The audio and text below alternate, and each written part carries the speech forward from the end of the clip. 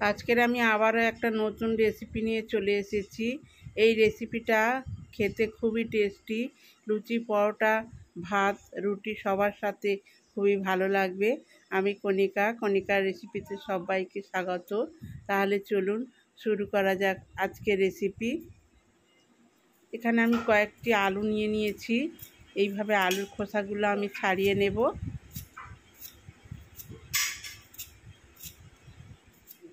খোসাগুলো ছাড়িয়ে নিয়েছি। এবার একটা চামচের সাহায্যে এইভাবে খানিকটা কেটে বাদ দিয়ে ভিতর থেকে সমস্ত আলুগুলো এইভাবে চামচের দ্বারা বের করে নেব।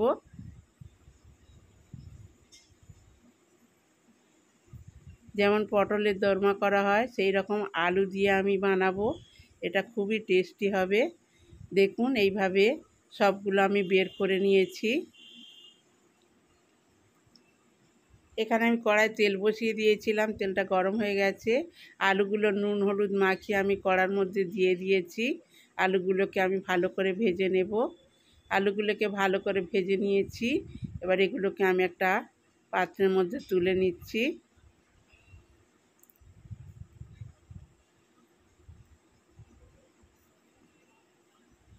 ওই তেলের মধ্যে আমি দিয়ে দিলাম রসুন বাটা। রসুনটা একটু ভেজে নিতে হবে।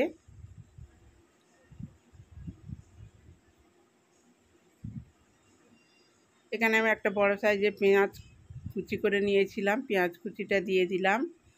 পেঁয়াজটাও রসুনের সাথে একটু ভেজে নিতে হবে। যে আলুগুলো আমি চেঁচে বের করে নিয়েছিলাম সেই আলুগুলো এর মধ্যে দিয়ে দিলাম। দিয়ে আবারও কিছুক্ষণ ভেজে নিতে হবে। ভেজে নিয়েছি। এখানে আমি 200 গ্রাম চিকেন একদম ছোট ছোট করে টুকরো করে কেটে নিয়েছি। চিকেনটা দিয়ে দিলাম। চিকেনটাকেও একটু ভেজে নিতে হবে। এর মধ্যে কিছু মশলা অ্যাড করতে হবে। এইখানে আমি দিয়ে দেব আদা বাটা। 1 চামচের মতো আদা বাটা দিয়ে দিলাম। কাঁচা লঙ্কা কুচি দিয়ে দিলাম। এখানে হলুদ গুঁড়ো, লঙ্কা গুঁড়ো, মরিচ গুঁড়ো, গরম মশলা গুঁড়ো, জিরে গুঁড়ো আমি নিয়ে নিয়েছিলাম। সমস্ত মশলাগুলো দিয়ে আবারও আমি কিছুক্ষণ ভালো করে কষে নেব। এর মধ্যে কোনো জল ব্যবহার করব না। এইভাবে নেড়ে নেড়ে এটাকে বানিয়ে নিতে হবে। দিয়ে দেব স্বাদ অনুযায়ী লবণ।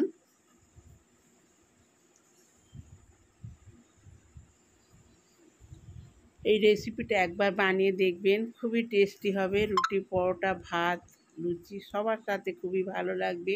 সবাই খুব পছন্দ করবে। এটা আমার হয়ে গেছে। এটাকে আমি এক সাইডে নামিয়ে রাখছি। এটা ঠান্ডা হয়ে গেছে। এখন সেই আলুর মধ্যে আমি এই পুরগুলো এইভাবে দিয়ে দেব।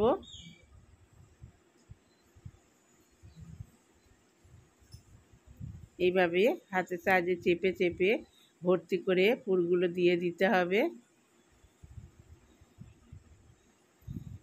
আরও একটা দেখিয়ে দিচ্ছি।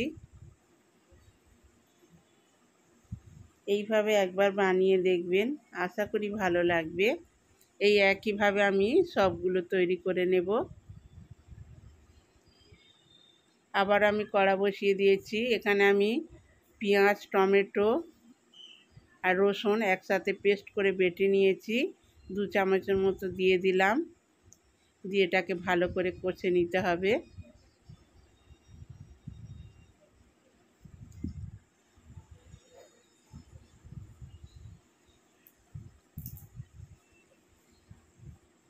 দিয়ে দিলাম 1 চামচ আদা বাটা।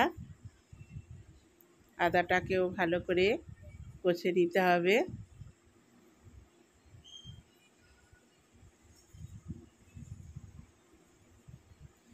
দিয়ে দেব 1 চামচ হলুদের গুঁড়ো।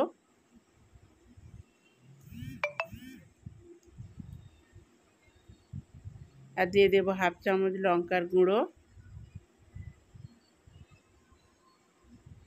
রেসিপিটি ভালো লাগলে প্লিজ একটা লাইক দেবেন, কমেন্টের মাধ্যমে জানাবেন। এটাকে আমি ভালো করে কষে নিয়েছি। এখানে আমি কিছুটা কাজু, কিশমিশ আর পোস্ত, চালমগজ একসাথে পেস্ট করে নিয়েছি, সবটুকু দিয়ে দিলাম। দিয়ে ভালো করে এইভাবে নেড়ে চেড়ে কষে নিতে হবে।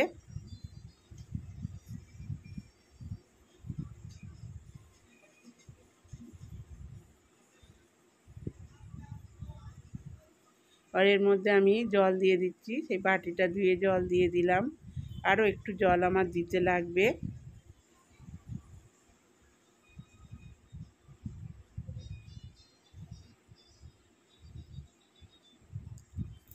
এবার ফুটে ওঠা পর্যন্ত আমার অপেক্ষা করব।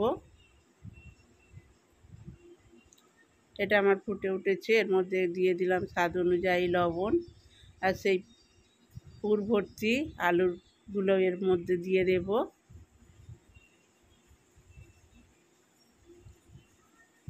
আপনারা একটু মিষ্টি দিলে দিতে পারেন, আমি দিলাম না, কাজু কিশমিশ আছে বলে।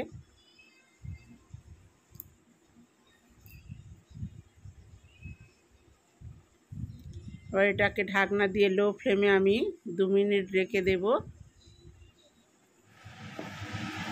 2 মিনিট পরে আমি ফিরে আসছি। এটা আমার একদম রেডি হয়ে গেছে। একটা পাত্রের মধ্যে আমি ঢেলে নিচ্ছি। এবার উপর থেকে একটু গরম মশলার গুঁড়ো ছড়িয়ে দেব। দিয়ে গরম গরম রুটি, পরোটা, ভাত বা লুচির সাথে পরিবেশন করুন। আজকের মতো আমি এই ভিডিওটা শেষ করলাম। আগামী পর্বে আবার একটা নতুন রেসিপি নিয়ে চলে আসব। ততক্ষণে আপনারা সবাই ভালো থাকবেন, সুস্থ থাকবেন, সাবধানে থাকবেন।